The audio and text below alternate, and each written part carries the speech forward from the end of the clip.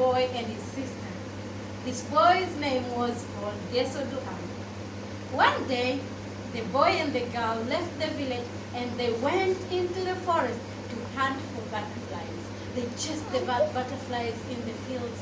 They chased them up in the mountain. They chased them across the river. They chased them down the valleys and up the hills. In a long run, they found themselves in a deep, deep forest. And it was late in the evening.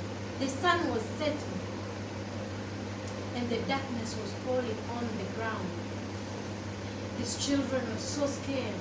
They could sniff the air and feel the presence of a monster that lived in that forest.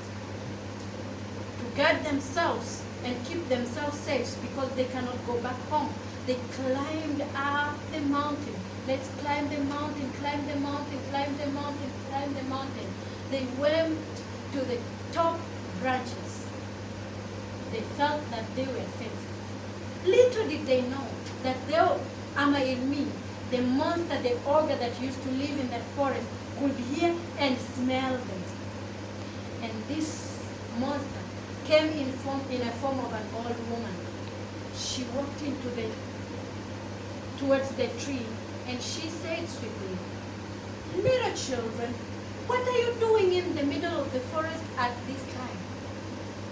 Children said, "Grandma, we are so sorry. We got ourselves late and we lost our way back home. We can't go back home.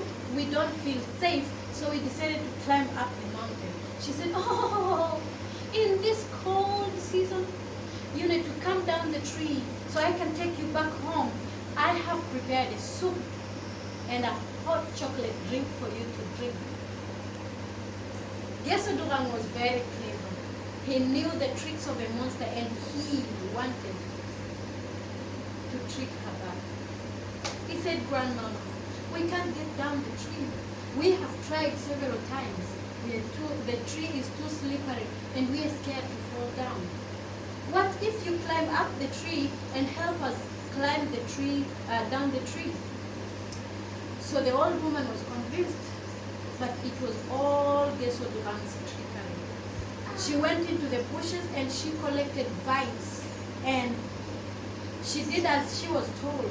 She tied the vines around her waist, and Iraqw said, "Throw the rope on top of the tree and we will pull you up."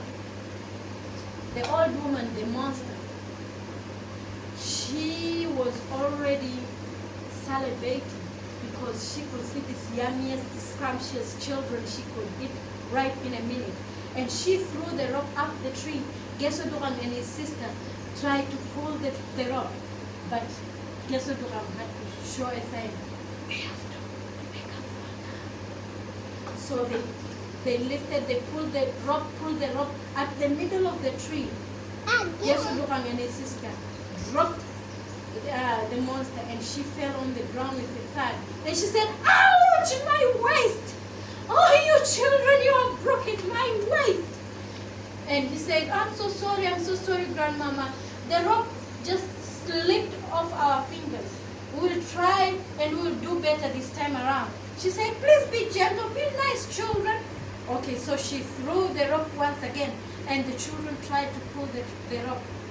In the middle of the tree, they dropped her again on the ground with a great thud.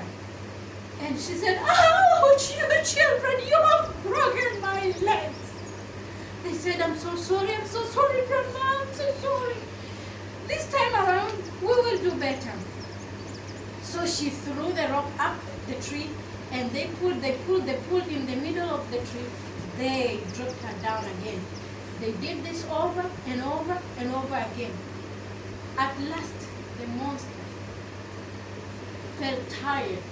She ran out of energy. She was so weak, she was about to pass. She said, "Little children, I know you have tried your best to pull me up the top of the tree, but I can't do it anymore. I'm about to die. I have one wish, and this wish, please cut all my fingers except for the last one. Please don't cut this last one." This last finger was the only hope the monster had to